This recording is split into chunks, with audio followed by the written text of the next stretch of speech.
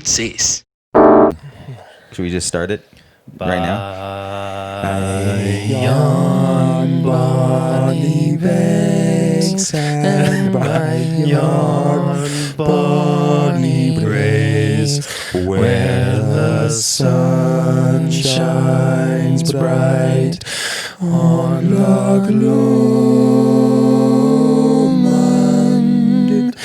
where me and me true love will never meet again on the bonny, bonny banks of Loch Lomond.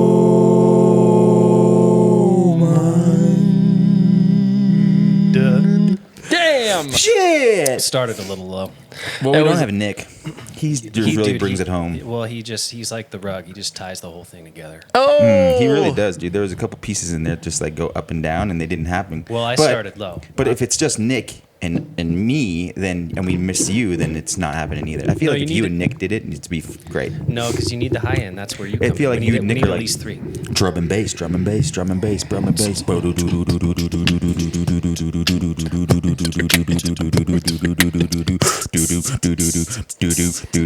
Hey Blake, do me a solid. Did you ever know that you're my hero? You're everything I could ever be. Doom, boom, ba-doo-doo-doo, doom. I can fly higher than an eagle. You are the wind beneath my wings. Taking the high part. Lovely. We are joined in the studio today by none other than Mr. Alex T. Boyle, guitar aficionado, best bud, restaurant manager and restaurateur. Restaurateur, sorry. The Swiss Blade, Swiss Family Robinson, no, excuse me, the Swiss Army knife Fucking hot commodity. of life. The switchblade of life. The switchblade of life, yeah, the quick draw. Yeah. How you doing, baby boy? Good to see you. Doing good, man. Happy to be here. Thanks for having me. Thanks for being on the show. Me and Jules wanted to have you on the show, one, because you're probably the funniest dude I know that is not intending to be funny. Sneaky. You're a sneaky fun kind of cat. Yeah. And you also have been managing a restaurant for, the last 4 years? Well, yes, I did it for 4. I'm not doing it now. You're not currently doing it, but obviously there's like no restaurants to be managed currently, so that's kind of the situation. But we wanted to have you on because I wanted to kind of get your grasp and your dimension of the service industry. I think one of the most heavy hit businesses during COVID-19 has been restaurants. 100%. How are you guys holding up? Doing pretty good. I mean, all things considered, I think. Sorry, just a little closer. Yeah, I mean, super heavily affected. It's just a different beast. Yeah. One thing that I did notice, I mean, we were shut down for like 2 or 3 months, and when we reopened, we were pretty much busy right off the bat. Because I think going to restaurants is one of the things that people miss doing the most. Just being around other people and being served, and I mean, everyone likes to go get drinks and food and that kind of stuff. So it's been, all things considered, very busy. I'm an apps guy. An apps guy. Yeah, Like I Uber love. Eats? I love going and getting like 7 different appetizers. apps. Tapas. Tapas, yeah, dude, that's like my It's favorite tapas. style of restaurant. It's a tapas restaurant. What are you laughing at, Steve? Julian, put on shoes, man. Your socks are disaster zone, bro. Ay, Dios mío, bro. There holes in them? No, you just Sweeping been up the dust. sweeping up the dusty crimpets. I'm JP Grimace, dude. I ain't got no style. Oh, bro, less for you, baby. definitely no, Come on, dude. definitely no ladies sliding into Julian's DMs after this episode. Shit, dude. Come on, chicks. They're matching. Yep. Nice. That's actually pretty lucky for Got that going for you. for us. Like I prefer. I don't know. I eat more than I should. But what I love to do is like I want to taste one of everything on the App menu. choice. App of choice? Ooh. You could take it around. Steve, Nachos, and dude. Blake I mean, too. like the typical thing that is on an app's menu most frequently is nachos. I mean, at a Mexican restaurant, you're correct. But no, But it's even just at like overall. American diners, there's nachos typically on the app menu. yeah, I mean, I guess even bad nachos are pretty good nachos. That's not true. Not true. No, if you mess up a nacho, dude, I Dude, if you will go- flip the table. Oh yeah, dude. If you go underneath the layers of melty cheesies and just get some blank ass chips, dude, Well, I'm you need to pissed. layer the nacho. That's Of course, so they can be some lame nachos, dude. Yeah, but also too, there needs to be some thought put into the chip. Yes. Well, the thicker the chip, the more it holds the shape and crunch. Yeah. Once you put it in the oven, if you've got a soft little weak baby back bitch chip, Yeah. you put it in the oven and it just gets melt. It just is like a wet towel. No one should eat nachos with a fork. I like the No. chips when they bubble and then you get a Yeah. little hole in the bubble and Oh. it like gets some of the stuff inside the bubble hole. It's like a bowl in and of itself. Another trick, similar to pizza, if you bake it until the cheese is melty and then you broil it for like 45 seconds to a minute and get it like crusty on the top. You know, Boyle, for a skinny only way to do boy, it. you know the way to eat. Moves some right through me, man. Big fat So- boy kid yeah. foods. So Oh, so my favorite. COVID hit. All restaurants had to close, right, for the first Yep. few months. Yep. How many months? What? We're 9 months into this I pandemic. think 10. It literally feels like a day and also 10 years at the same time. And so, but once you were you still doing takeout during that time? Your restaurants? No, we were completely closed for like a month, and then we reopened for takeout because Inslee gave the word that we could do that. Yeah. And I work for a Mexican joint, so like tacos and stuff travel really well. So we were really busy with that, and then we got to reopen for patio dining during the summer, and that was cracking because it's nice out and people want margaritas all night, that Yeah. kind of thing. And then we started doing indoor. And that was busy too because it started to get cold, and like I said, people were just like trying to flock to restaurants when they could, and get food and drink in them. And then as of 2 days ago, we have to not do indoor anymore. No more for the indoor, time which being. is pretty much no dining at all at the restaurant because who's eating outside in November? I mean, it depends. We have like tents set up with space heaters and that kind of stuff, so we try to make people as comfortable as possible. Gotcha. But still, I mean, that takes away more than half of your real estate to be able to sit people. And So you still have to like separate those tents by like a specific distance, correct? the tables in the tents. Right. Yes, Yeah. Yikes. and so we can only do, I think, 5 people at a table. Jeez, man. Yeah. So, but the Seattle community, these restaurant, you live in Seattle. The rrestaurant is in Seattle. It's called Pablo y Pablo. Pablo y Pablo. Come check us out. Shout out killer nachos, The best. banging guac. The best. Do-do-do-do-do. Yep. The Seattle community has showed up pretty well and kept you guys rocking through, 100%. for the takeout. We're one of the lucky ones. We're a neighborhood establishment, so it's like Right. regulars and young professionals and young families and that kind of stuff. But places downtown where like barely anyone is going to work downtown. So all these places that are downtown, I mean, that's a huge chunk of business that they don't have. So I heard a statistic that probably no less than 35% of the restaurants won't reopen. Yeah. That's so. I mean, what are the statistics on restaurants to begin with? I've heard that there's a large majority of restaurants Oh my that God, man. It's like so hard to close keep a after the first restaurant. 3 years. Yeah. Yeah, I mean, it's an extremely. I mean, you'd be an idiot to try to open a restaurant, honestly.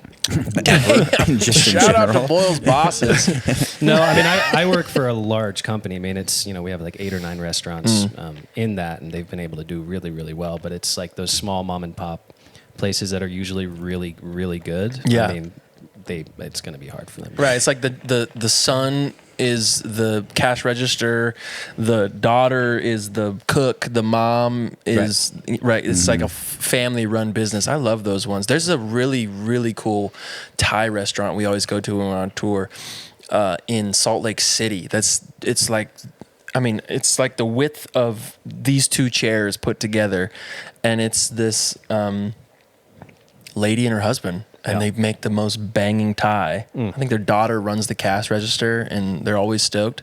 I get myself a Mexican Coke when I go in there. I treat myself. To Thai food?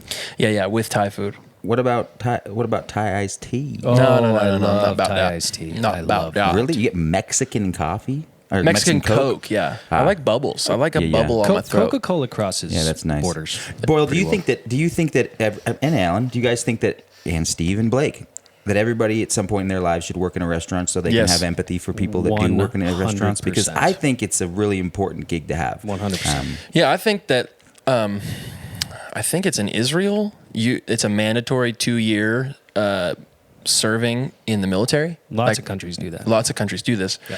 I think that would be great for Americans. And I also think like 2 years mandatory working in the service industry would be great for Americans. At least a as well. year. I mean, You think that's great until you have to go to the military for 2 years. Right. Of course. It was like, for me personally, if I was about to go into the military, I'd be like, God, this blows. Mm-hmm. But I think what you would learn for sure from it is amazing.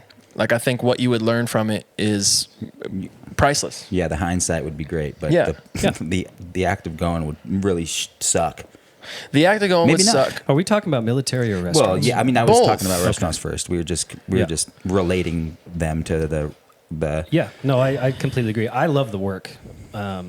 The restaurant work you're talking about. 100%. Yeah, It's so much fun because every night is different. You're surrounded by people, and you get to just interact with people, and essentially you're just making people happy. That's so funny, man. Because I've worked in the restaurant. I was a bartender for the better part of 12 years or something, ever since I was 21, and.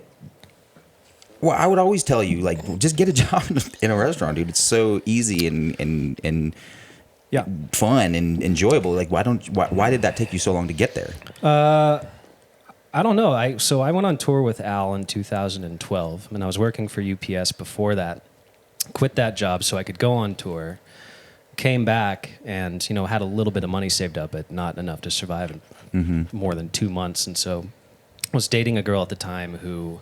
Sister-in-law worked for the company I currently work for. She got me a foot in the door, and I never planned on making it a career. But I've been with the company 8 years. 8 years? Wow. 8 years. Really? Well, no. Wow. God, that's crazy. Since 2012, I guess. It just means Wow, goes to show how long we've gone fast. gone. Yeah, it's gone fast, but I love it, and I think we will get back to some sort of normal eventually. And like I said, I mean. If it shows that we've been busy through this, then we're going to be rocking by the time this is over. Wow. Yeah, I mean, especially too, if there's 35% restaurants in the market that are going to go away. I mean, think about all that business. It's not like people aren't going to go out to eat after this whole thing straightens out. What do you guys think the best takeout food is? Top 5, Jules, go. Well, it has to hold while it's being delivered. Exactly. So that's a big important factor. I would say I love Thai food. Thai food always delivers well. Thai food's clutch. Yeah, Thai food's good. Okay, so Thai's in 1. Mm-hmm. Just give your top 3. I don't want to hear Pizza. you. I don't want to. Pizza, bro. Just give your top 3. I don't want to hear shit else. Yeah, pizza's great. Pizza's great. known for delivery. Yeah. Thai food, pizza, and Indian food. Sure. Indian food. Yeah, I love that Indian food, man. That butter chicken. And the longer it lasts, the better it is because the flavors continue to blend. So, Yep. Yeah, it's great. Boyle, we should let everybody know that we all live together. The 3 of us plus some For a matter of years. for a while. Yeah. And we were acting like complete slobs for a long time. Well, at that point in our lives. maybe we didn't know that at the time. But hindsight, I have nightmares of that. I house. knew. We definitely knew. I know. You knew it. I knew it. Did you not know it? No, I knew. We were slobs. We dude. were doing so good. Sloppy. Best years of my life. Some of the best years of my life. But our first house that we ever moved into was in the Greenwood area of Seattle, Washington. Beautiful house. Beautiful house. Northgate. Like the landlord took us through the house. I think it was me, you, and your girlfriend at the time, Jules. Mm-hmm. And I was like, "There's no way this guy's gonna let us move in here." I know. Right? Dude, Like, Do you we were remember what just- his name was? Started with like an L. Yeah, I don't remember. It was So like It was Lauren, wasn't it? Legolas. Was it Lauren? Something like Anyways. that. Yeah, it was a girl's name. Doesn't really matter. He was walking us through the house. There was a pool table in the house already. No. We got that pool table. We did? Yeah, that we was from my mom's house, dude. Remember when Mario, my little puppy Mario 2 Bowser's Revenge, used to go poop underneath the pool table and just leave petrified poopies? I wasn't around for that period of No, life. dude, it was a great pool table, but it was one of the old ones, and so the slab of granite or whatever was one piece as opposed to like multiple. And I swear to God, that thing was had to carry it. 800 fucking pounds. But it did have a hot tub. Hot tub in the backyard. The entire fucking hot tub was backyard so gross. was lined with like these beautiful pine, I don't know, kind of like shrubberies that went up like 25 feet. So we had this like perfectly secluded backyard. It was huge. It was huge. We Put a were like trampoline back 20, there.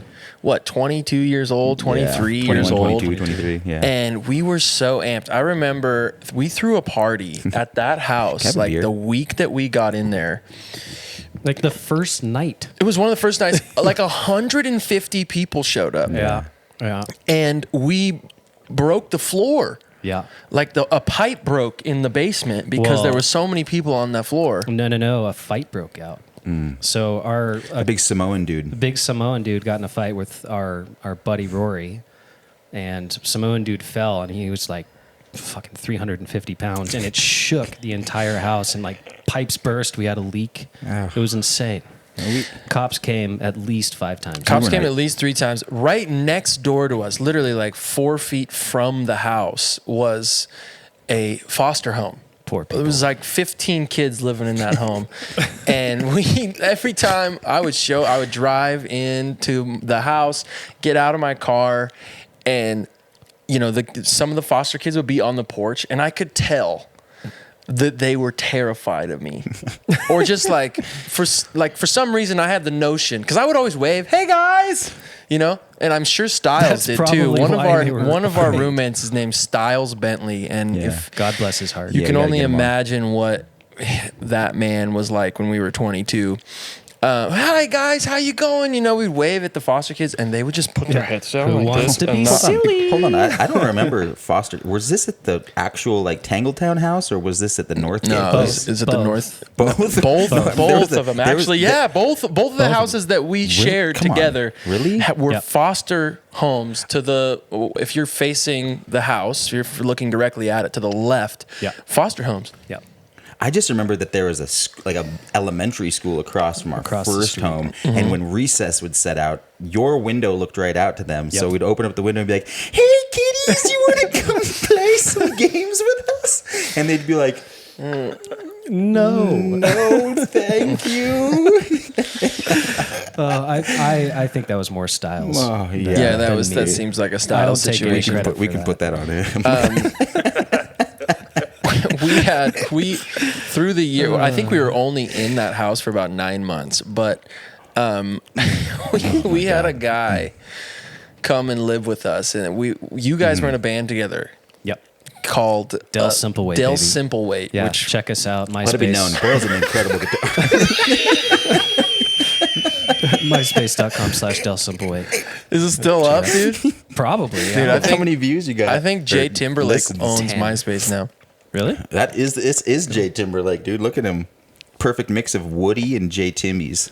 I used to get a boo from Aladdin in middle school. The monkey from Aladdin? Yeah. It's because you were wearing fedoras or fezzes or I whatever would those wear hats are called. like ties to school Oh, yeah. 3 or 4 days That's a week. adorable. Oh, yeah. Yeah, braces, the whole thing. Oh, you were weird. Anyways, you guys Yeah. were in a band called Dell Simple Weight, greatest band name of all time. That's probably why we never made it. I remember several times, like being at a party, Styles Bentley would be like, "Yo, dog, you gotta check out my band, Dell Simple Weight," and he had to repeat it like 7 different. What is it called? What's it called? Dell Simple Simple Weight. Weight. Yeah, how do you spell it? Well, okay. Okay. You got a pen? You got a pen or a paper? Like it would take him a half an hour to just fucking explain the name. It was like that's your Yeah. first obstacle right there, which is Yeah. like if people have to take more than 3 seconds to find your true. band name. That was a great band though, and you guys used were to have kick-ass, man. rockin' shows Wades every Thursday. every man. Thursday, and we would have parties immediately following those Yes. those nights Yes. at our house. And we other were nights, such but- party animals, man. Well, I mean, we were living in a big, beautiful house we didn't deserve, and all liked each other and knew each other and liked to party. because you walk downstairs from this big beautiful house with the backyard and the trampoline and the hot tub, and you go downstairs, and we had a proper studio where we had like a drum kit, bass, guitars. It was a finished electric guitar. basement. It was perfect. It was amazing, and we would go down there and just jam all the time. Like, it's Monday night, let's go jam for 3 hours. Everybody in the house was a musician or creative in some aspect. So that was so much fun, man. It was the best years. I of my was life. the only guy in that house with a girlfriend. It was all of you boys, plus it was just us three, right? Plus Brent. Shout out to Megan Raymond. Shout out to Megan Raymond. What a sweet soul she was for putting up with us.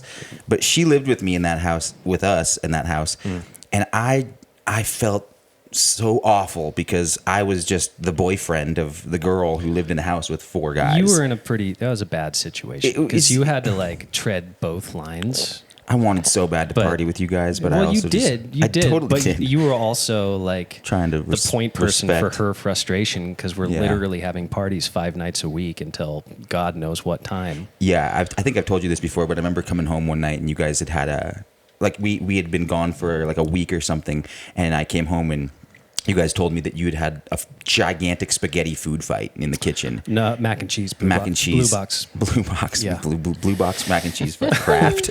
I was Kraft excited for that mac and cheese. We didn't eat any of it. You didn't eat any of it. You had a gigantic food fight, and I remember you guys telling me and Megan, and like there was still a couple like noodles just on the walls. We tried really hard to clean that up. I know, and it wasn't fully clean. No.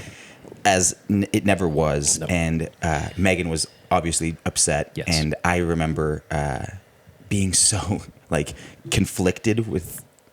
I wanted so bad to be a part of the food fight, but I also wanted to be like the disciplinarian and be like, boys, you're not allowed to have food fights. It was a good like Animal House style food fight. It was fantastic. I'm jealous. I missed out on that one, man. Yeah. Well, I mean, we're still got some years on us. We had a great time in that house, though.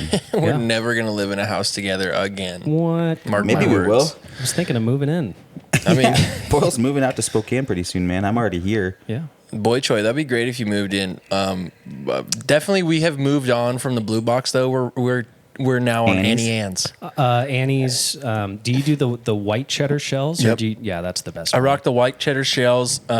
Sometimes I take the white cheddar and the cheddar cheese shells and I throw them together, so it's more of like a opaque. Like the color or the flavor? Sepia. The color. Yes. Yeah, it's like a sepia. I don't even know what that is. Sepia. Yeah. It's Instagram like filter. Julian's skin color, like in the middle of July. It's because I'm Ecuadorian. That's kind of what the mac and cheese is. So, anyways, I want to tell my story because in that Dayton house, you guys had Dell Simple Weight. The band was rocking. You had some shows going on locally, and Styles came back to the house at one point and goes, "You guys, I found a drummer." And we're like, "What? Yeah. Where did you meet a drummer?" I forget exactly where he met him at. I met Larry. It was like Yes, at a park or something. You met Larry? I met Larry. Oh, you did? Mm-hmm. He was living in Mill Creek, and that's how you met him. I'll actually tell a story. How'd you meet him? You tried to sell him a Jeep or something? And I don't remember how. Fuck, dude. I don't honestly remember how he all came to be, but I did remember meeting him and him just like selling me so hard on him being a He drummer was a and charming such a motherfucker. charming dude, Charming man. dude. So So sweet. charming. Yeah. Such a charming dude. And yeah, he was like moving out of an apartment, and I was just like, bro. We got an awesome We place got a and a basement. band that needs a drummer. Yeah. This is a perfect. I got the perfect solution for you. Serendipitous indeed. And it was so funny because even like thinking like, oh, I'm gonna have to go like, let my roommates know. I was like, hey guys, I just met this cool guy. He's like a drummer and he's sweet. And they're like, fucking bring him in, dude. Let's have him. Let's have him. He at our moved house. in the He next moved night. in. And then, Yeah. 3 months later, shit hit the fan. And we were like, dude, you gotta start paying some rent or something, right? You kind of need to start contributing a little bit. And so he's like, all right, I'm gonna find a job, right? And we rifled through a bunch of different ideas for job applications and landed on stripping. Mm-hmm. Do you remember this? Yes. Yeah. We went and dropped him off they to were local tryouts. They were having auditions. I think we found it in like the back of the Stranger or something Yep. like that, and he like circled it. So and was look, like, I could do that.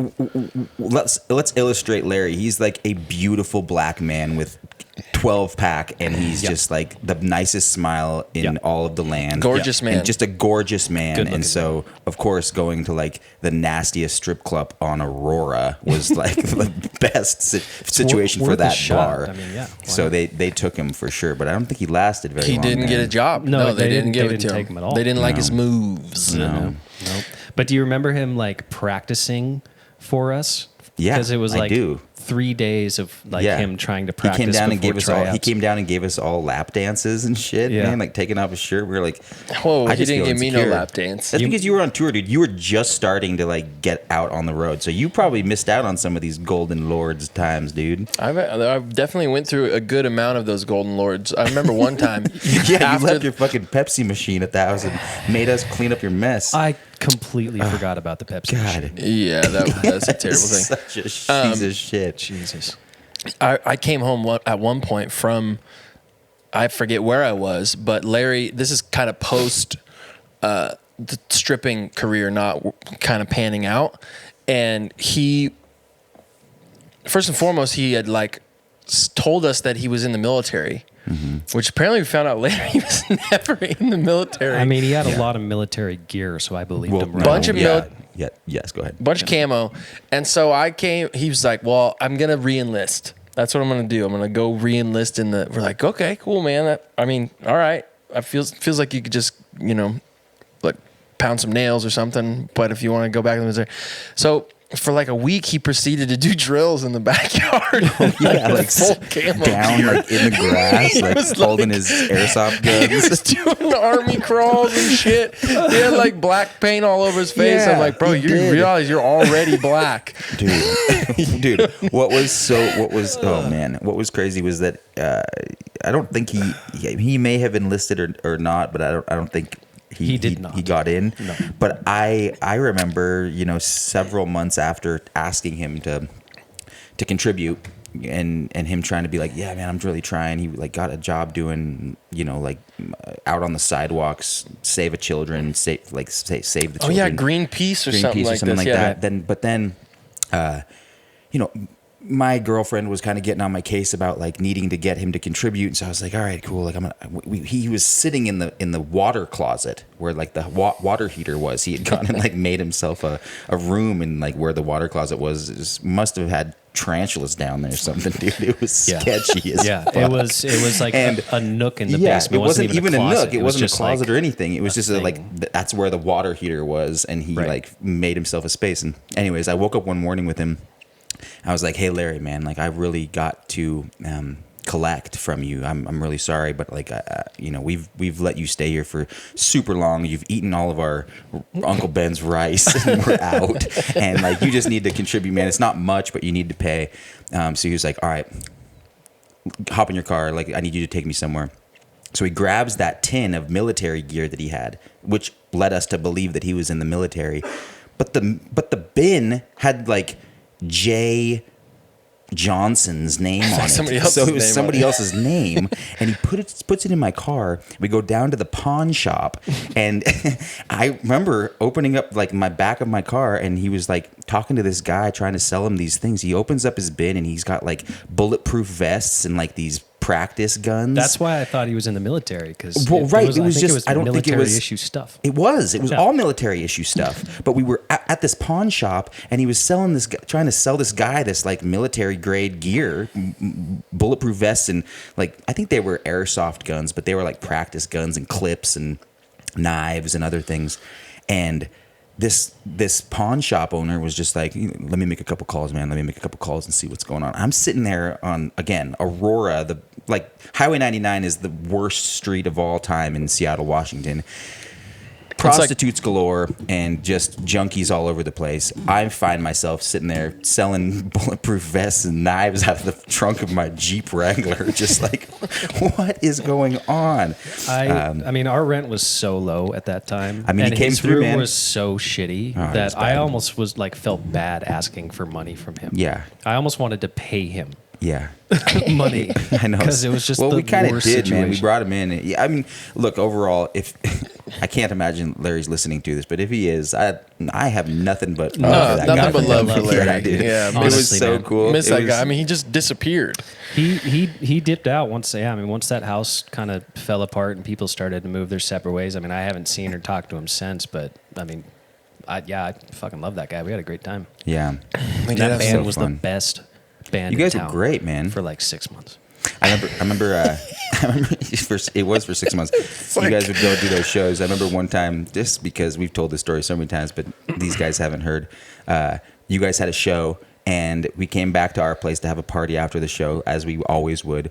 And my girlfriend and I were sleeping upstairs, and I get a tap either from you or Brent or Alan or whoever. It was just like, dude, you gotta wake up. Sanjaya's downstairs and he's trying to make out with Brent. Like, who the fuck is Sanjaya? Dude, Sanjaya, American Idol legend, Sanjaya. dude. Greatest came American over to our Idol house. contestant. Was that season 2? Let's pull up some pics Yeah, of throw up Sanjaya. Sanjaya, dude. We still got the monitor on the. Sanjaya's downstairs and he's I trying have to fuck I have us no all. idea that happened. Yeah, we had a show at Wade's, and we had a residency Sanjaya. every Thursday. And Sanjaya just That's not him. It'll just do Ask American Idol. American Idol Sanjaya. Go ahead, Will. Anyway, yeah, he just showed up at the show. He like knew someone who knew someone who knew was a someone. I Seattle think cat. he lives in Seattle. Yeah, and he obviously we had a show. Means we were gonna have a party that night. We invited him back, and he came. And dude, we partied hard. With Sanjaya, so hard. Yeah, it was awesome, man. Oh, There he is. is. Sanjaya. There he is. Look at that guy. Stud. Dude, look at my boy here. Did he win American Idol, or is that? No, he got second place, man, but he was My rocking man. all the dues. Look at this handsome little man. Yeah, that guy could party. Let me tell you that. He raged, man. Didn't Yeah. we had a Sanji. 12-foot bong. No, not a 12-foot, but we had like a 6-foot bong that Yeah. Brent had, and Sanjaya was Ripping. rope open, yeah, dude. he was a lot of fun, man. We had a lot Oh of no, fun his with that. hairline's going though. That's a bugger. Oh, that's coming. That's coming for me soon. Do they get to see Why? too? What's going on here? Former Donald Trump strategist. He's like Idiot. American Idol Sanjaya. Let's not fall down that rabbit hole. No, let's not. Yeah. Oh, look at this. The hair's short now, dude. Looking handsome. He's a handsome dude. I wonder if he's still in I Seattle. wonder what he's doing. Right Probably. He's probably singing. Hey, Sanjaya, want to come on our Sanjaya, podcast? dude, come on the potty pod. Let's talk about How the good's hangs. this? now. Yeah. Good times. Good times. Well, anyways, Boyle, walk us through what, because you were talking before we started this podcast about how your first job was at Zoomies, and I remember our friend Tristan was also working at this like skate shop, and I BC Surf remember and being Sports. super jelly of you guys because you guys had these cool like skater bro gigs that were in retrospect just retail stores that are lame as shit in the mall. yeah, my 16-year-old self really thought it'd be cool to work at Zoomies, Yeah. and it was not. And What'd you- I got fired for stealing. So there's a Dude. Oh my god! What did you steal? Because I Look got at a the stealing bad story from boy Zoomies always. too. You stole proper clothes. I brought. Well, yeah, you steal clothes. How'd from you a do place it? Like Zoomies. What? How'd you do it? Just I don't know. You just put it on and walked away, or you like carried it out? Probably in my backpack. Can I tell you my stealing from Zoomies story really quick? Sure. Was it the Zoomies I was working at the time? Yeah, at the Alderwood Mall. Are you sure I didn't just let you do it? Was I No, working? because I got caught. Oh. I'm not good at stealing. I think I tried once when I was 4 or 5 years old, like a Tootsie Roll. little transformer from like the dentist office, and I felt so guilty that I had to go back and return it because I told my parents, and they were like, "The best thing to do, Julian, is to go back to the dentist office and return this thing." So I did. But when I was at Zoomies, we had a bunch of friends that were just kleptomaniacs when we were in high school, which Yeah, was it was weird. it was like it was like a phase. Well, they used to steal from Goodwill. Yeah, and like What? Value Village. Yeah, it wasn't even like we're gonna go get some nice new stuff. It was like we're gonna steal gonna- from the people who need it the most. Yeah. People would put like 19 shirts and pants underneath their clothes, and they just like walk out. Like Was like it? a What fucking was? chubby Was it boy. just a rush or like? I think it was just. I think just there was just shitheads. Honestly. Yeah, we They were just had like we're gonna it do was this because it's just like when you know you can, you will. When you're young, you're just like, oh, cool, like you can get away with something like this, and you know, we're just trying to like be fashionable. The fashion. But I anyways, would have avoided you guys if we would have met like That's not true, dude. 3 You years met prior. us during that time. No, I met you at the end of high school. See, we met after I had graduated from high school. my senior year. I'm leaving the nest, and I met you guys. And even when I met you guys, I was like, these guys are smoking cigarettes? Obviously, it was like Black and Miles or something, but I was so ignorant at that point in my life. Too. Blunts, whatever, tree schmeezies. Dude, I was so shocked. Like, I was Blue Box mac and cheese, and you guys were rocking like straight up. Yeah. Although rigatoni the size of your face. I have heard that you had your moments growing up from Tristan. Maybe you weren't like party hardy, like smoking weed and shotgunning brewskis, but you were definitely chasing tail. Oh yeah, man, I was chasing literally girls for sure. I was going after ladies, but anyways, regardless, if I would have met you guys 3 years earlier, our relationship would be completely different. It's I just funny don't to think think back. that, Thank like, God we it turned would- out the way it did. Yeah, I mean, we might have like you just wouldn't have come and hung around with us. I would have avoided you like imagine. the plague. We would have avoided you too, though. Probably. You were hungry for it, though. That's what we know. You know, I mean, maybe a few years earlier, but when we started really hanging out, I could tell that you had some pent up stuff you were trying to get out. I think we helped with that. I properly enjoyed like a close knit group of homies that I could assimilate into that were fun and It was funny and seamless. creative Seamless. and It's great. just like no shame. I think that was always the wonderful thing about that. I think any group of human beings that I come in contact with that I really connect with is the ability to like talk shit about yourself. This like self-deprecating thing that is genuine.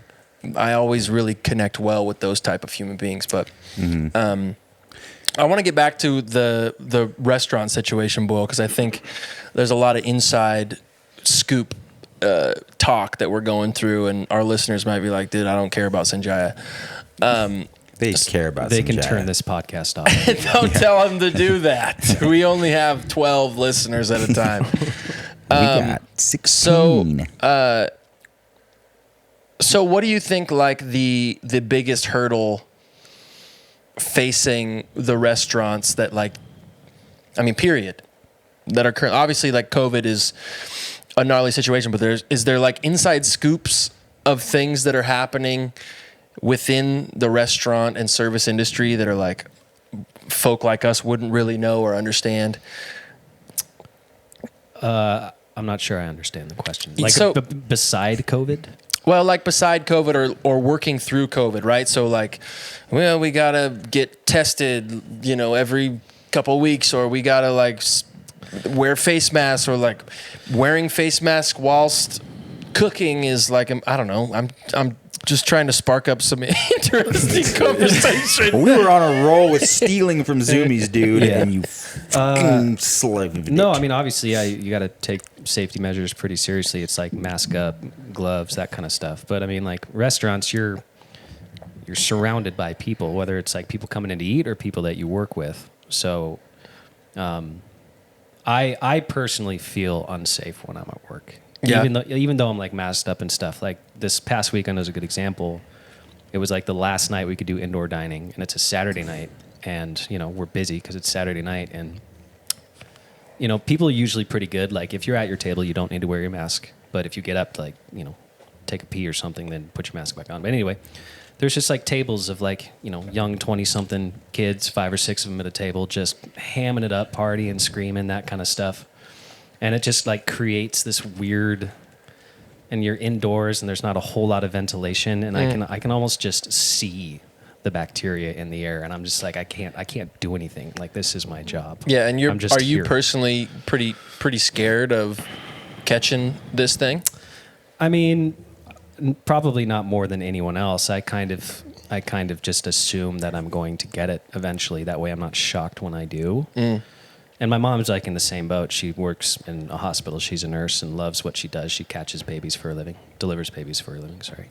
Or catches, man. Sometimes she they calls just pipe out herself of a there. baby catcher. But no, I mean, she's very matter of fact. It's like she's 65, I think. So she's, at the upper tier of that. And then she works in a hospital where people go when they have these sicknesses. And I was talking to her, and she was just like, yeah, like, I don't have any doubt in my mind I'm going to catch this thing.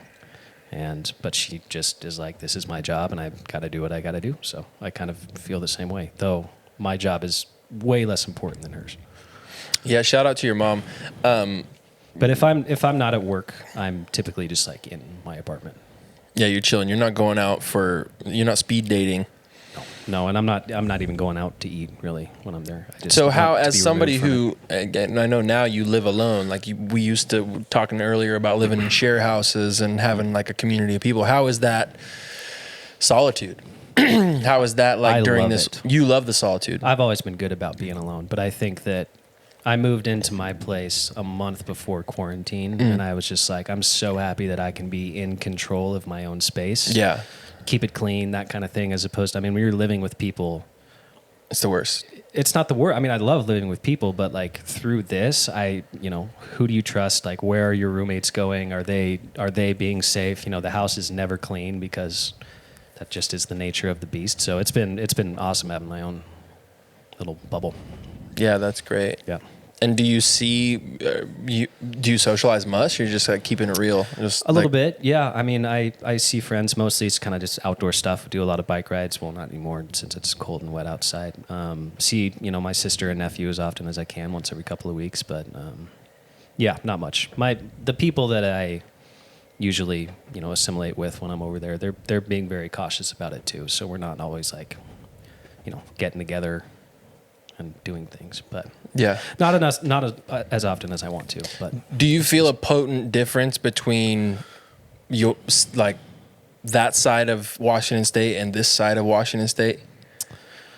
I mean, this is the first time I've been out here since Yeah. shit hit the fan, so I don't know. But I mean, if you're looking at like, the electoral map or something, like, yeah, I mean the west part of the state, leans very heavily blue, and people buy into like, wear your mask and social distancing for the most part. And then I think, correct me if I'm wrong, Spokane's a little bit less left in that respect. Yeah, Spokane's like purple. Well, the thing about it is, I mean, obviously it's like this whole situation has become politicized.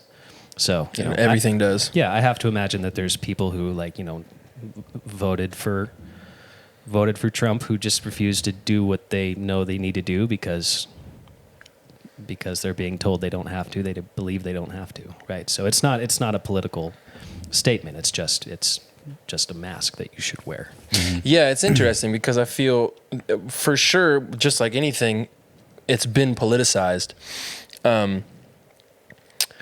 But it's interesting because like the level of politicization. Sure, definitely not. That's not a word? That's Sure. fine. We get it.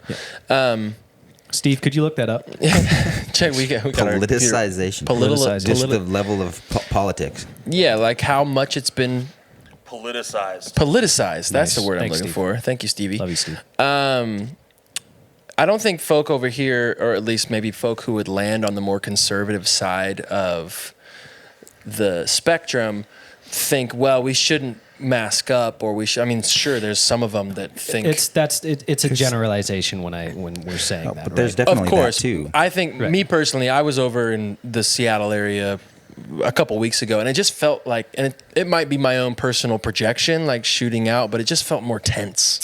It felt more tense, and it might Yeah. be that there's more people stacked on top I of think each that's- other. I think that's what it is. It's so, being out here is so great because like you're not really around anyone unless you choose to be around someone like, us together.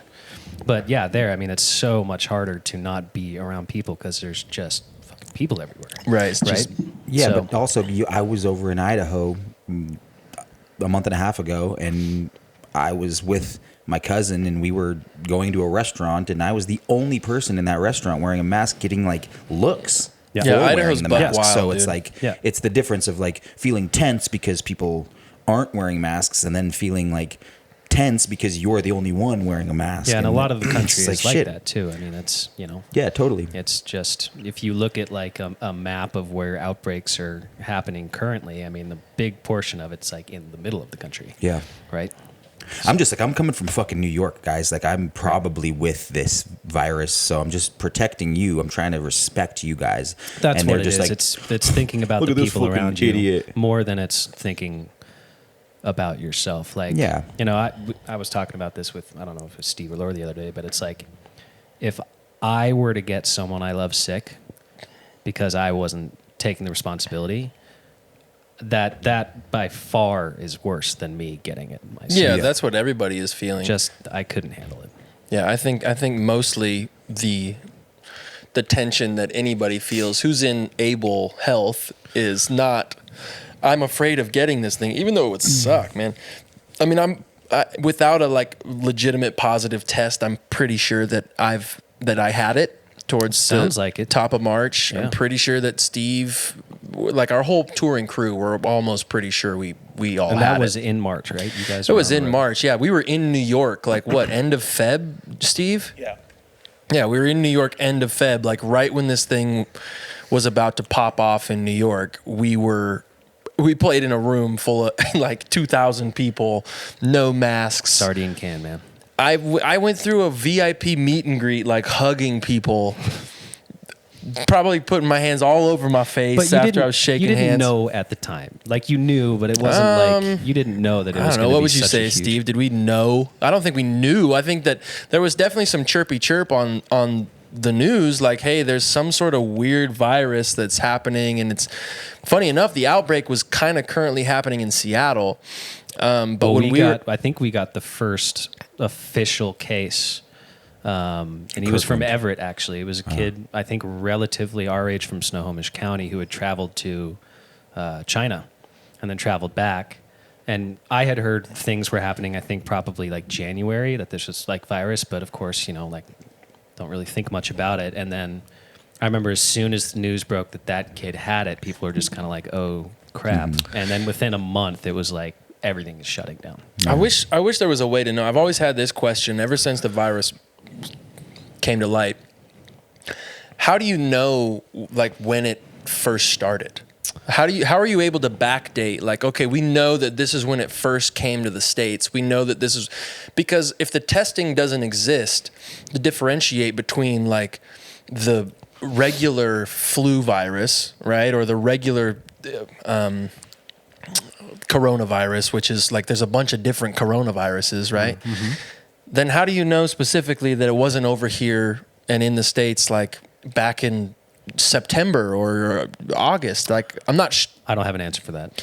I don't think anybody here does, but that's kind of like an interesting question. I think that there's organizations in place that's what they do. And so you just start from where you're at and somehow continue to work backwards until you find a source for it. I have no idea. Yeah. Needless to say, working in a restaurant is hard and sucks and isn't necessarily ideal right now for anybody who's doing it. Because there's a lot of people doing it. I have a lot of friends. There's in New York there's a lot of people doing it. And there's a lot of people who would like to be doing it that don't have the opportunity to. Mm-hmm. How many people has your business specifically laid off during this whole situation? Do you have numbers? Hundreds. Wow. Yeah, I mean, mostly on like wait staff, bus staff, all that, or is it like managers all the way up the board? Wow. All the way up the board. Even some people in the corporate office. Yeah. Wow, man. Yeah. So I mean, realistically speaking, I'm lucky to have a job, and it's just take it day by day. I'm not trying to have any expectations about time frames and what's going to happen. It's just like, you know what, it affects everybody in different ways, and it is what it is. So just do what you got to do, and hopefully eventually you'll wake up one day and it'll be like everything's fine. Has it allowed you to tap into your creative side and try to like explore some of the things that you're good at and wanting to potentially pursue moving forward? 'Cause you're super good at guitar and you're just an artist in general. So yeah, I mean, I guess in the respect of having a lot of extra time to focus on other things like reading. I've done like 3 puzzles, which I haven't done since I was a kid, which I actually really enjoy, like puzzles. So how long has that been going on? Puzzles? how long has that been going on? I don't remember you being a puzzle person. I was as a kid, and then had all these puzzles laying around a lot of time. Is there like I don't know anything about the puzzle universe. Is there a specific style of puzzle? One piece and another piece love each other very, very much. They come together, yeah. But where, I mean, in any sort of niche, there's always like, well, yeah, but if you get a Harley Davidson, it's cool, man. But there's like Indian, No, Salvador Dali puzzle, a 2,000-piece Salvador Dali puzzle. Oh my puzzle, which was God! great. How long did it take you? Dude. I have to imagine the puzzle industry is up booming right now. Oh, the puzzle! They're turning You framed everything it, into didn't a you? puzzle, dude. They're taking. Yeah, but I gave it to a friend. She wanted a puzzle. Me? No, not you. You are my friend, but you do not get my puzzle. I made a painting that I was going to give you. You did? Oh, yeah. Yeah, You you were supposed to asked for ship it. that thing to me. I didn't. I know. It's in my wall. I want it. Maybe I'll trade it for your Salvador Dali puzzle. Text Steph. I told you I gave it to a friend. So you've been getting into puzzles, Boyle. What else have you been playing? Much guitar? You told me you got a new guitar. I bought myself a Guild acoustic, much like the one that you own, or I guess it's yours now. Shout out to Guild. It's mine. Living in an apartment, it's hard to turn up to 11, so to speak. So it's been nice having that outlet. Reading a lot, bike riding when it's nice. That's about it. Have you been? So you're single. Very. Not Have for you long, been- dude. Everybody's going to be hitting you up on your DMs. Oh, you don't dude. have social Come media. puzzle with me. Handsome B Boyles. We're gonna put his email address in the lower third corner His of phone this number too, because podcast. he doesn't have socials. No socials. No DMing. Sorry. Have you? No, I have not. Any dating at all? How do you date during a pandemic? That's Jules. Bro, Well, Jules has been slanging. it's not necessarily true. I mean, give me pointers, dude. Like, That's there not are no necessarily pointers. true. You I just, it's, the whole thing of dating Jules is has been slaying it. becoming intimate with someone, and I don't really want to be that close to anybody, Yeah. like physically. Do you Does that hurt your feelings? No, dude, I've been single my whole life. You've been fine. You've been fine with that's that. so I'm interesting. fine, dude. Yeah, Yeah. no That's That's problem. awesome, man. I wish I was more like you in that way. No, you don't. Yeah, well, you always want what you can't have, right? Yeah, I guess. Or what you don't have, I guess. yeah, I mean, it's Grass is always I greener. I don't see the point of dating when you just can't. I mean, I guess you can. You can. If You you can do choose whatever to. you want, man. I'm choosing not to for You're a this. It would handsome definitely buck. be weird, right? Like be going out on different. a date. There's so many social awkward pinpoints right now. And period with dating. Like dating is just an awkward experience, right? Like unless you're I like dating. yeah, but it can be awkward, right? Like dating can Yeah, be awkward. Depends on the date, but it's only going to be awkward if you're making it awkward, or if you choose to Yeah. let it be awkward. Yeah, I've always felt pretty strange about dating as well. I've never really done it because I've been in relationships my whole life for the most part. But I went back to New York and did it, and it was awesome. Super fun. Yeah, Getting to know you, man. That's like I the got best to know stuff. this really cool girl. It was amazing. We like started a relationship and ended a relationship like in the time that I was in there. the And course it of was- 2 hours. Well, yeah, Maybe not even that. He was like, it was like a month or something, but it was so nice. Yeah, it's fun. And refreshing, it's and fun to- just like a good way to learn about yourself and about other people, and to not just jump into something and be like, yes, you're the person, you're super attractive, and oh my god, Yeah. that was really good. And Dating can be a let's very good learning tool if you let it. it's it's interesting to be. We're both 34 years old, and to be single people, exploring that or not exploring that, and kind of just being able to have the freedom and liberation to do whatever we want at this point. We don't have any ties to a relationship Lots or of people to are dating. kids. Especially, I'm working in a restaurant. We get a lot of first dates at our spot. Do you guys have,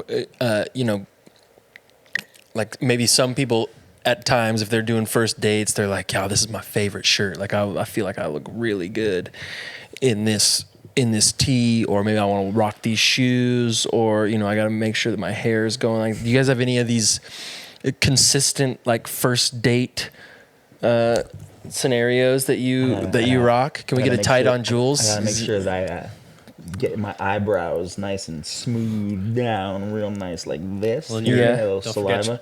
forget On about my your grow sideburns. downs. You don't I'm getting some- throw down like a Shawn pomade. Mendes mix whenever Nah, you're dude, getting definitely ready that too. for your date or anything. I do that. Yeah. Yeah, What are little your Tori Kelly.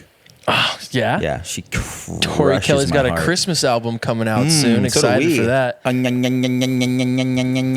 Yeah, we're putting I'm not together even a sure I Christmas know who special. that is. Tori Kelly, she's a bonkers singer. Bonkers singer from LA. Can sing the phone book. She's brilliant. Cool. no, I don't. There's nothing that I do. What would you do? You're be just gonna yourself, go man. do the thing that you're like. If you're gonna connect with somebody, you're just Well, gonna I go connect with typically somebody. always go to the same restaurants. Like I do this. I'll find a restaurant that I like, and I'll just continue to go back to it. I won't try anything different on the menu. As Like, far as that's dating is weird. concerned, or just in life in general. Oh, yeah, yeah. like I'm pretty creature of habit. I'm pretty habitual in my choices. Same. I think moving forward now for me, I'm much more interested in exploring spontaneity and being like free to have different things happen. Because I'll eat a chicken Caesar wrap and like go to bed every day in my life. Like that's like my routine. Like just wake up, exercise, eat a chicken Caesar wrap, do what I got to do, go to bed. Can I interrupt you? Yeah. Has anyone needed to pee really bad when they've been doing this? Go, dude. Go ahead. How do you guys Just usually go. handle it? Just go ahead. go right You now. guys can. Okay, give me Yeah. 2 minutes. It's just Go ahead. us in this studio, dog. Yeah. It's like nobody else. Give me your beer. Boy, that is the first time anybody's had to pee, though. That's No, it's pretty not true. sensational. See, we had somebody else. we can Julie, edit it. I've had to poop. Go. Do you need to no? No, not right now, but I've like had to in the past, and I held it in. Ooh, slippery. Which is surprising because I'm usually the first person to have to take a leak. My bladder is, I don't think it's very big. I think I have maybe some sort of degenerative problem with my bladder. Maybe it's hereditary. Let's keep going on the dating stuff, man. What Yeah, would you well, be- I mean, I've just been out of the dating world for I turned to my wife long- so many how- times. how We'll be at a restaurant and we'll kind of, I don't know, we just for fun we'll look around the restaurant, we'll see who's there, and these two right here look like they're on, and we'll make up stories about them. Yeah. We'll be like, okay, he's in finance, and she works at a daycare. Her father was in a disco band for the better part of 75 through 70. You finished already? Oh my God, you got a catheter in? Said that was amazing, dude. Get yourself another beer, dude. Let's fill Bring up it that over, bladdy bro. blads. Bro, go grab it. Well, me. We like to. No, Definitely. he's got one right there. You got one right there on the For floor, dude. A himself. full one. Let's Are you on keep your it going. third? I'm getting randy tonight, dude. Dude, bring over a 0.0, dude. I don't want Julian getting Randall. Yeah, so like, what were we talking about? Dating and like Nothing. your habits to go and like watch people. Oh, who are right. doing So like, it. I've been out of the dating game for so long. Taz and I will go to restaurants, and I will turn to her in Thanks, the Boyle. middle of You got to open it for us though. of the meal, and be like, and just like thank her so much that I don't have to date anymore. I know you've said that to me too, and like I also look at all of my friends who are married, and I'm not just speaking directly to you, but I You say kind of thank are like God. right now, actually I am directly speaking directly to to you, me. Yeah. but I also say like thank God that I'm not married with children, and that's not to say that like it's bad that I'm looking at you guys and I'm like, oh my God, like this looks like it's awful. It's great. I admire the shit out of you guys and all of my it's a little friends bit. and It's kind of like families. everything. It's right up the middle. Sometimes it's hard AF, and sometimes it's just the greatest thing in the world. Totally, but to be like, I don't know, there's just something. Look, I've expressed a lot of insecurities and fears of my own that I've been scared about moving forward at the place that I'm in my life. But at the same time, I can kind of weigh it in both ways. Is that like I am 34 and I am single, and that's really awesome. And you're the same way, Boyle, and it's kind of rewarding if I allow it to be that way rather than being like, I need companionship and I need to have some girl come and like hold my hand and love me forever because I just I don't think I'm that- like I it's don't- really that's- nice to be able to. That's not the angle that I think of. For me, I think with like when I am at a restaurant and I thank my wife for, I'm just so glad picking that I up the don't bill. have to be, for picking up the bill. Thanks, babe. That I don't have to be a part of the dating game anymore. It's simply because of how much energy I had to use when I was single. Like, it was so distracting for It's me. means to an end, man. I mean, you were effectively dating so that you could find someone like No Taz way. in the future. Yeah, of course. that you wasn't were. what I was doing. Yeah, No, but it dude- was not what I was doing. When I was single, I was Be honest. just like wasting energy. I was trying to play like the. But you say that now because you're in a relationship. When you were doing that, it wasn't necessarily wasting energy. You were exploring yourself. You were exploring relationships and people and humans. If I'm ever talking to a female, another girl in my life who I'm trying to feel some type of way for. I'm just genuinely having a connection with somebody that I enjoy. Like, it's not just about like, who's wants to come over here and lick my nose. You mean it's not about that? It's not about that at all. Can we edit out I've that been I've weird been I'm the doing editor, thing and I'm that not going to edit Jules it just out. did? No, I'm just saying. I'm just saying. Like, I don't know. You had like this weird fast tracked sense of all of that for yourself, kind of jumping into a profession that shot you into, I think, rooms when filled with girls that were like, "Oh my god, your voice is so hot." Yeah, and and then I you're had just like, sick.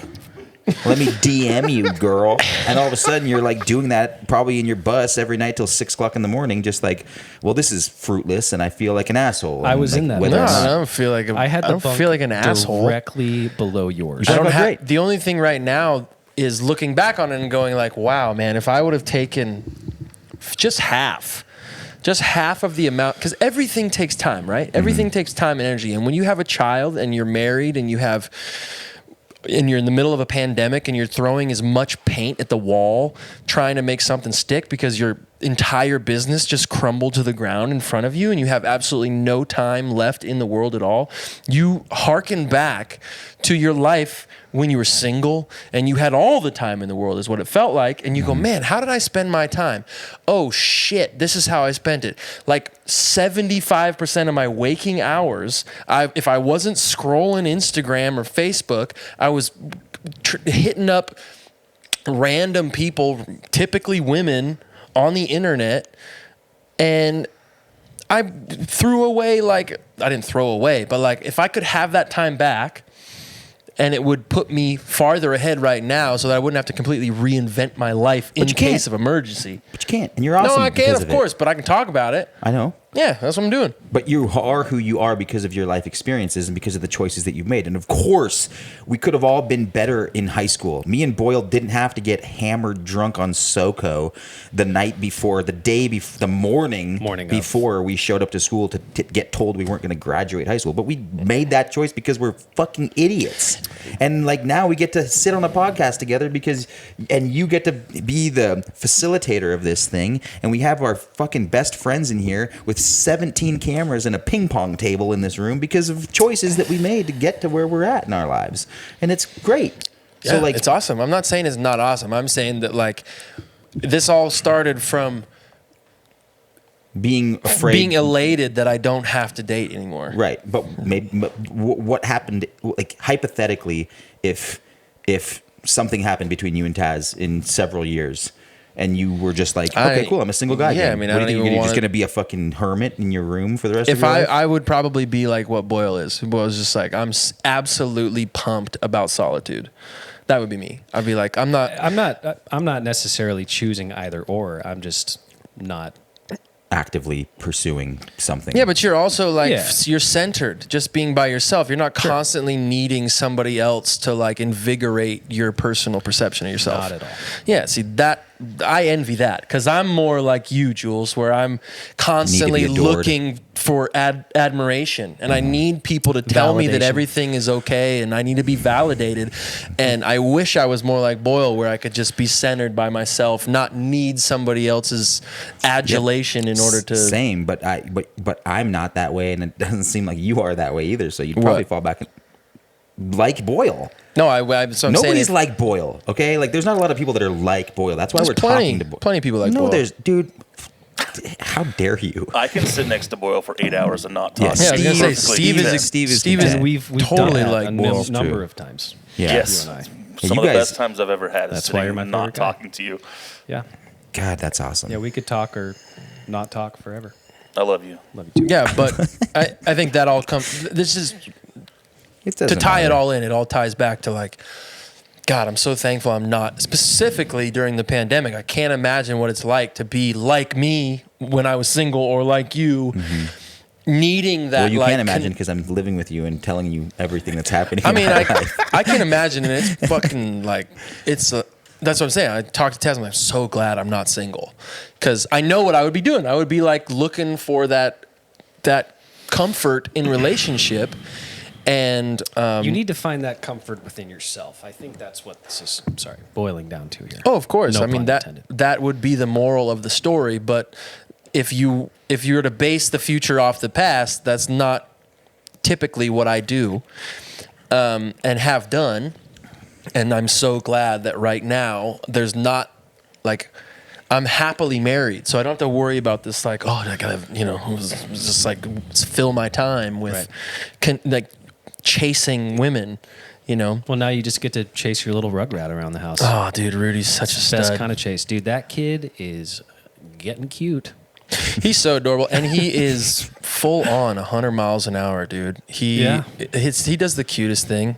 He says bye to stuff. Like I'll be like, okay, Rudy, we can't play with the laptop. Like he just loves devices, right? Like, Just like his daddy. and I think part of it is because we prohibit it. Like we don't want him playing with the iPad unless we give it to him. We don't want him playing with the laptop. So we'll be like, no laptop, Rudy, sorry. He does the most adorable thing now, though. Like he'll fuss, right? We'd say, no laptop. He even gets fuss, and then we pick him up, and he goes, bye, laptop. Do the same thing with like, he'll be upstairs. Man. We're like, okay, Rudy, we can't. We're done. We're done playing with the toys. Bye, toys. It's the best. dude, We that's got out of the my hot guy. tub this morning. We got to pick him up out of the hot tub. I pull him out, close the hot tub. He's about to walk inside. He goes, Waving to it. bye, tub. So sad. Keep it every time. Oh, man. That shit could cure cancer. If they could bottle up the emotion that I Joy. feel when I hear him, when I go, Rudy, where's your nose? And he goes, nose, and he points to it.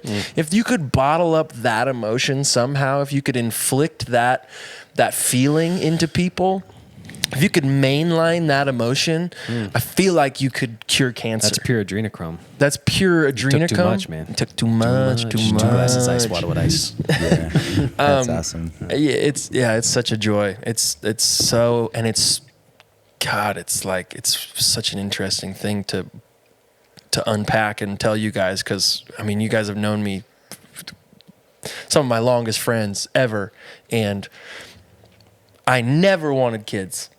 And I'm so glad I had kids. Oh, man. Yeah, well, you can't really say you're not now, right? Well, not on a It's true. podcast, but like, I think behind closed doors, I'd be like, guys, fuck this. No, you Have I couldn't. done? Even if like, what's the point of saying like, this is hard or this is rough? It is what it is now. This is your life, and Rudy's a great kid. So I this mean, isn't- I'm so glad I had kids, man. It's like the best thing. It's like the you can't put it into words. You can't put into words the emotion and the love that you feel for your child. It's freaky. Do you want kids, Boyle? Yeah, I would love to have kids. Yeah. Dude, I'm you'd be the such a last- good dad. I'm the last of my bloodline to be able to carry on the Boyle family name. So you gotta have kids. So you have gotta to. start dating during the pandy, I bro. have- We're signing you up for the Tintin. I was thinking Tintin. Any responsible adult would really just adopt a kid, so I'm probably just going to do that eventually.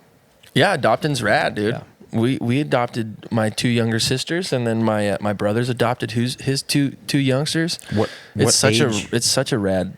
What age would you capture? 17. Really? You're going old.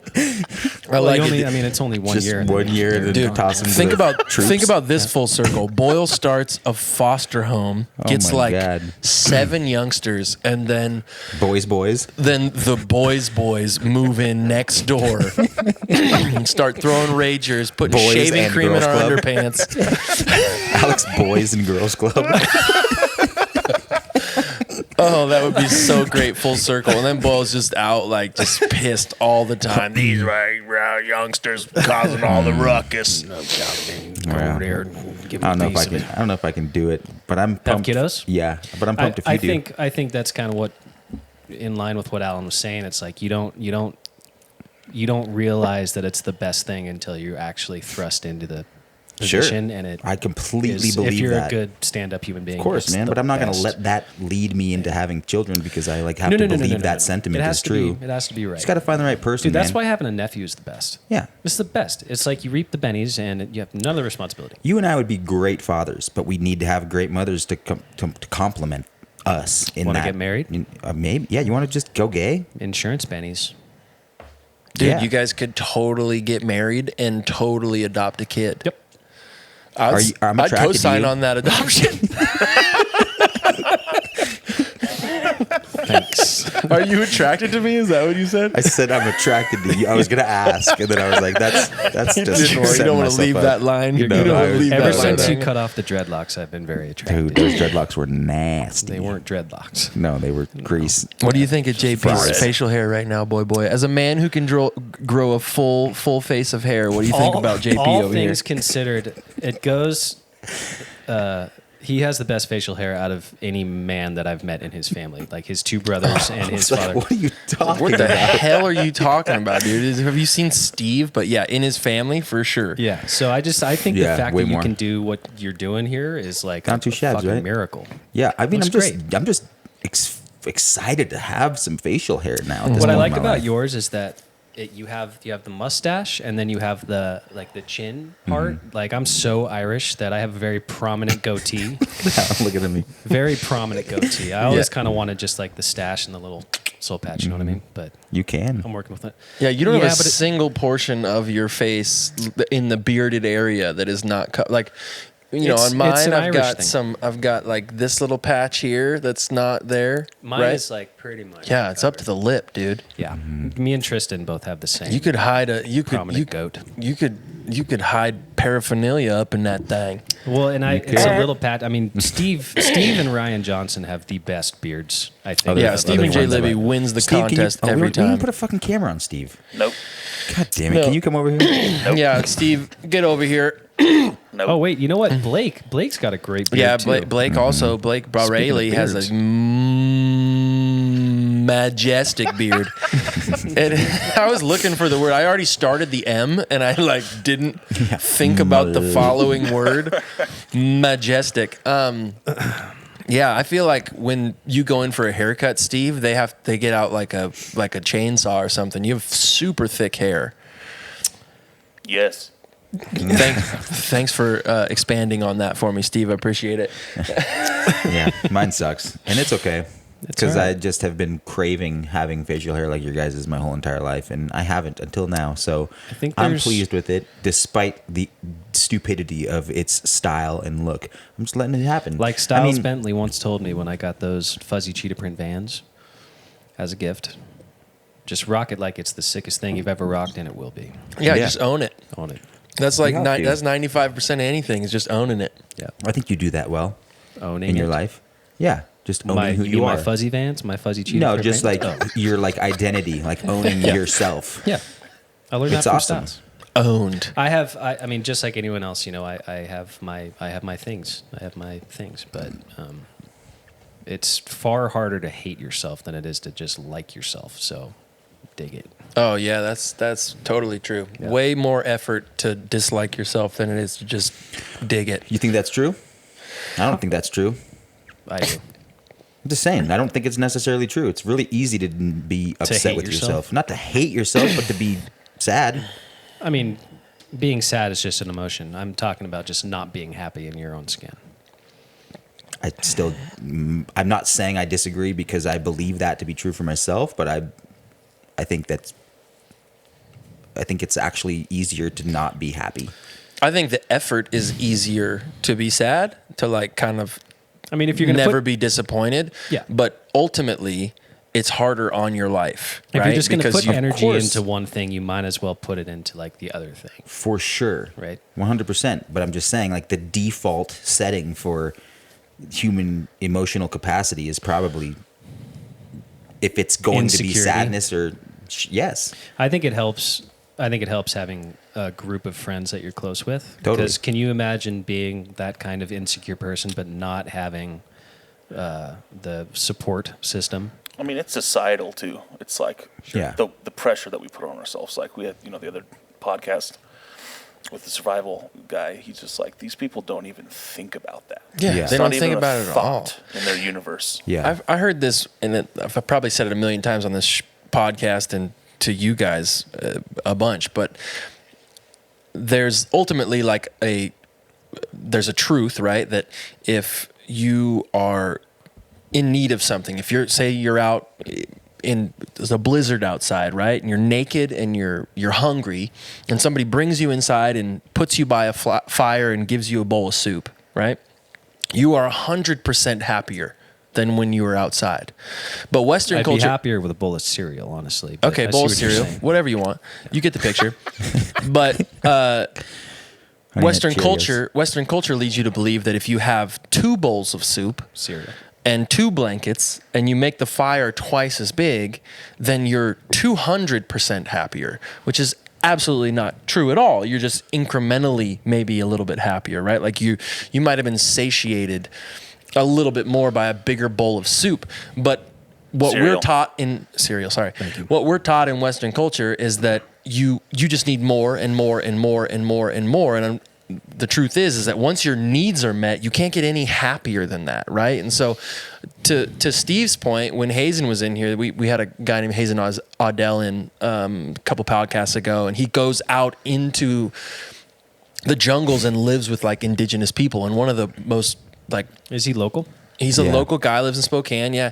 Most poignant thing he said was like, there's no mental illness in that. Like, sure, maybe there's a blip on the radar every once in a while when somebody's like legitimately crazy, but there's no depression, there's no self-loathing, because those diseases seem to be it's tough, and this is murky water that I'm jumping into, but like all they're focused on in these tribes is the here and now. Am I fed? Do I have food? It's survival, right? Like they're this close to survival. Whereas in Western culture, we are so far removed from like the binary 1 and 0 of survival that we can manufacture these like, oh, well, I didn't get an A+ on this test and I have this dimple that's really off-centered, and like we're able to manufacture these problems, I think, because we don't have real problems in front of us that we actually need to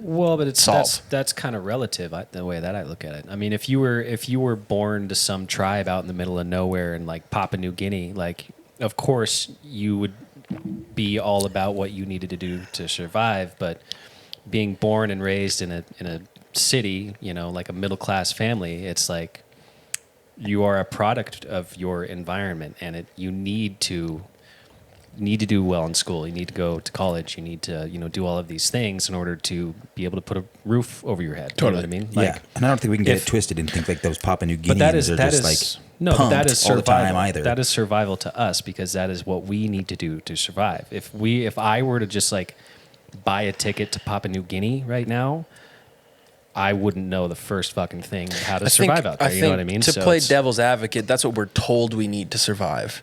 But I think what the point that Hazen was making is that we are so far removed from the actual ones and zeros of survival, the mechanisms that actually like put food in our body and put warmth on our body and a roof over our head. We're so disconnected from that. Yeah. In American culture. Does he like go out to these places by himself? Is he like a survivalist, or does his story's bonkers? You have to listen to the podcast, but yeah, he goes out and essentially learns and lives with indigenous people.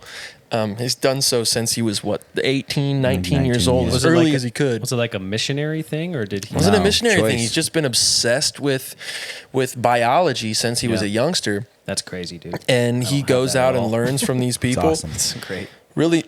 Really interesting cat, but that portion of the podcast was so interesting to me because as somebody who has dealt with that in my life, I've dealt with like, oh, I'm not living up to my potential. I'm not like all this like self-loathing and self-centered darkness.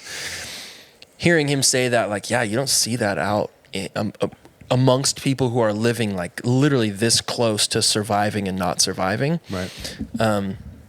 Anyways, that was just super interesting to me. Yeah, and it's just also just a reminder to, what, despite where we come from or how we operate in our own society, gratitude at the end of the day is the most important. Yeah, sure, totally. Just, remember, right? Count because it's just contribute to society in a positive way. Yeah, and do your part for your community and try to make yourself. I was also trying to just kind of play devil's advocate and saying that like I don't think joy is just like the forefront of everybody's minds.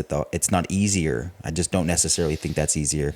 And I don't necessarily think it's easier in these cultures that aren't here and now with us. You know, we're all struggling with things. It's all relative, like Boyle said. We're going through something, whether we're here or we're there. And so it's up to us to recognize what's important to us and what makes us happy, and whether it be, you know, dating or companionship or marriage or children or Cereal, Honey Nut Shout Cheerios, out, Golden Honey Grams. Nuts. Oh my gosh. Whatever that thing might be, it's just important to step back and kind of, you know, you always tell me to kind of pan out in my life and take, like, you know, look at it from an objective point of view and really like check yourself. And I'm trying to do that as often as I can to because I have every reason in the world to be fucking so happy about things in my life. Mm-hmm. And I find myself getting sad all the time. Every other day I wake up and I'm just like, I think shit, that's okay, man. though. Like, I think it's of course, sadness it's is human just nature. it's a basic human emotion, just like happiness, just like anger. Like, I think it's okay to be sad if you're sad. For and sure. It's not like, it shouldn't be like a, why am I sad? I should be happy. Something's wrong with me. Like, if you're sad, like, fucking be sad and be that, because it's not going to last forever. Yeah, totally. Yeah, that's a good point. I think it is also too, you know, to touch on what Julian's saying though, I think it is really valuable to analyze your emotions and analyze why you are feeling a specific way, realizing that, probably once again said this a million times on this podcast, but one of my favorite authors is this guy named Eckhart Tolle, and he talks about the watcher. He talks about pulling out and watching your emotion and attempting to try and like unidentify, right? Like if we're feeling sadness, if we're feeling sad, we're like, I'm sad, right? But if you attempt to not identify with that emotion, because you can not be your emotion, rather you can analyze it, almost like standing on a bridge and watching the water go underneath it and watching your emotions cascade through like rapids. You can go, man, what is it that triggered this emotion in me, right? Like if I'm feeling sadness, I think it is valuable to zoom out, look at that emotion and go, why does this same emotion keep happening, right? Because is this emotion and this specific reason why I'm feeling this emotion, is this bringing value to my life? Or am I just continuing to hit this roadblock? Am I allowing like my past to inform my present, right? These things that happened to me when I was a teenager, when I was, you know, whatever specific timeline in my life where these things happen that are continuing to inform my presence. If you can pull out and zoom out far enough and go like, all right, why am I allowing that past experience to continue to inform my presence and inform my life? Can of worms. I think a lot about that kind of stuff, because I know for me personally, like most of my early memories, and they're not like memories. They're like little blips in moments of time when I was like 3 or 4. Mm-hmm. Most of those blips are sad blips. Like I remember mostly moments in my life that were not like super joyful moments. Fuck. And it doesn't like, I mean, I'm sure it affects me. You know, I think of it very, you know, objectively. I try to at least. But I mean, just like anyone else, your experience growing up as your brain is developing is going to inevitably shape who you are as an adult. Totally. 100%. And it happens for everybody.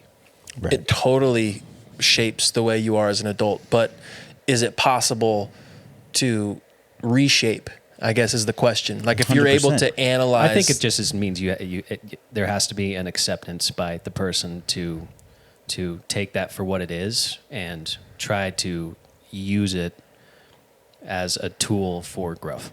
Yeah. And you can also try to rewrite your own narrative by checking in with yourself and realizing these little blips that made you feel sadness or whatever those things were that you recognized as maybe they're triggers now for you. You can 100%. Go back and rewrite that and be like, actually, by talking, and for me, I think one of my issues is that I get over analytical where I'm like pulling back too much and I'm like, okay, why am I thinking this way? Like what's really what's influencing me to feel the way that I'm feeling right now, and what's really happening. And I get so caught off guard by my own brain and how it's processing all the information that's going through my head. And at the end of the day, it's just like, you just need to chill and not think at all. You just need to actually take a second to there's to a fine break. line But between analyzing and over-analyzing. totally, And it's because I also have this whole narrative about my life that growing up, this happened and that led me to this thing, and the reason why I am insecure or feel pain when I do, and I'm hurt easily and I'm so sensitive is because of X, Y, and Z. When in reality, that's not necessarily true. That's just the narrative that I've created for myself. And I don't need that narrative to actually continue to lead my life if I can go back and change it. And it's not changing it just to like erase stuff that existed. It's going back and like recognizing that there's way more to that story that you're discounting. But the good news is, I think, especially, for you guys being creative people, like harnessing that into a creative way. Like especially with acting, I would think like taking that energy and like when you're on set or you're on stage or whatever, like being able to use that as like a tool to get you where you need to be in that moment. It's the greatest gift, but it's also it's the greatest gift, but it's also the hugest curse at the same time. Sure. Because you're constantly just like, let me feel the hardest I can possibly feel, so I can go. Let me be the most emotional human being I can possibly be, so that I can use that thereafter. And then you find yourself becoming this emotional wreck. Yeah, this vessel of just like heightened emotions constantly, because you're hoping that that's gonna like propel you to be good at what you do, and then you find yourself playing fucking douchebag 2 on fucking Blue Bloods, and you're just like, what the fuck did I do this for? Shout out to Blue Bloods. I like that show. We've gone long on this podcast, so we're gonna wrap it up here in a jiffy. But real quick, Jules, I have a question, because you've come in contact with like really powerful actors that have done super well for themselves in the industry. Do you see them connecting and like living in their skin in that same way? Are they like incredibly over analytical about their past and their life and like the expression of their life? Or, these other specific actors? I know like 5 or 6 that are really it's hard prolific to say, actors. man. Like, it's hard to say, because when I'm working, if I'm in a working capacity with these people, I'm working with them. I'm not like, hey, like how's your mom? I try when I go and we sit in like our green room and are waiting between takes or something. I'm like, I'm trying to get through to like, what's your quality of life like? Because this is an interesting business that we're existing in. And for you especially, like, you are working at a much more rapid pace than I am, and you're way up here, and this seems to be crazy. But for the most part, man, I don't know what they're going through. I can't really gather that information from them, but I doubt it. I think they're probably like where they're at because they've gotten to a point, and it's not to say that they're not dealing with their own shit and baggage, because I'm sure they are. It's just at a different level than where I'm at. Mo money, mo problems kind of thing. You get farther along and you have a different set of issues that you're facing. I love that you said mo. Mo money. That's the name of the song, dude. Tom More money, more Selleck problems. is doing great. What do you want me to say? More money, more problems. I mean, I kind of do want you to say mo money, money, mo dude. problems, Yeah, but this is all funny to hear that perspective. Money, I think more problems. to wrap up this episode, Boyle, thank you so much for being on the podcast. We all call you Boyle. You've been our friend for many, many years. Your full name is Alexander T. Boyle.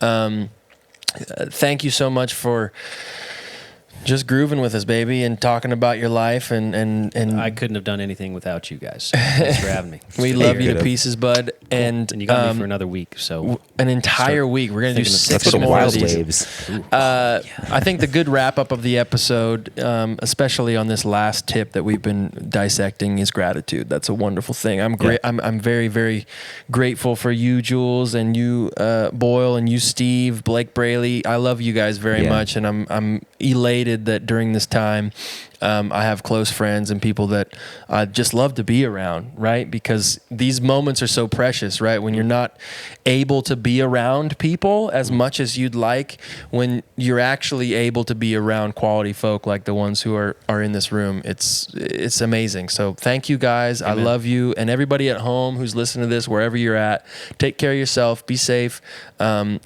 tune in next week. We love you. Bye, everyone. Boyle, let's go get some cereal. Damn straight, buddy. Oh, boo-boo, did you just make it to the end of the video? Yes, you did. Do you want to see more videos just like this one? Do you? Well, then head over to patreon.com/Live at the Lodge, where you can support the How Good's This podcast, as well as the entire Live at the Lodge family. Yep, yeah, you're going to get exclusive merch, personalized shout-out videos. Me and Jules, we're going to show up at your house and baptize your nephew, huh? Check it out, patreon.com/Live at the Lodge.